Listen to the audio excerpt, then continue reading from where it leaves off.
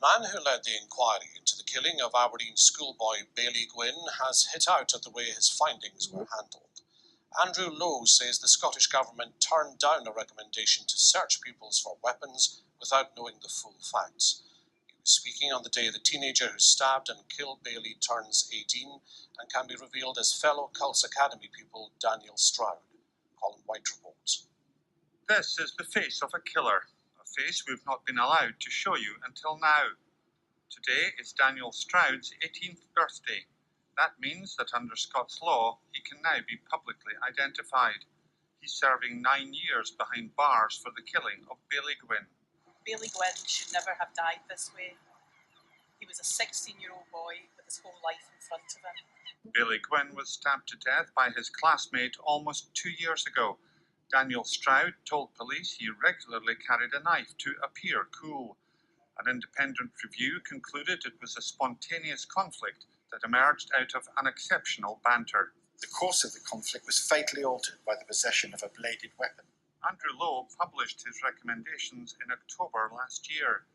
Now he's told STV News he's unhappy that a key recommendation, further powers to search pupils for weapons, was rejected by ministers without having the full facts. With regard to the issue of teachers' powers to search, I think that the decision has been taken, and it disappoints me, but it's their decision to make.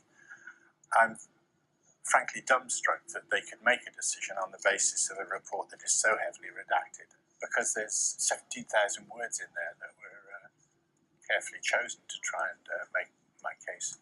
The Scottish Government say they remain resolute in their determination to tackle knife crime and are working with schools and local authorities.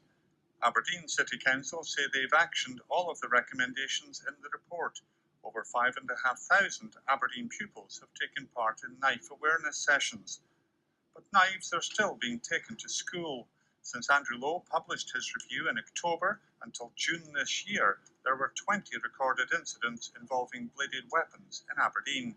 Scotland's main teaching union says if further search powers were introduced, it could result in more knives being taken to school, not fewer. Simply having a stop and search approach, we think, would actually impact negatively on school relationships and might in fact make the situation where a young person would carry a knife more prevalent, and thankfully it is at the moment.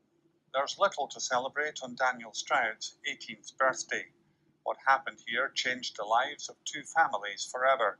Sadly, knives are still being carried into Scotland's schools, but the authorities can only hope that Andrew Lowe's recommendations make it far less likely that they're actually used. Colin White, STV News, Aberdeen.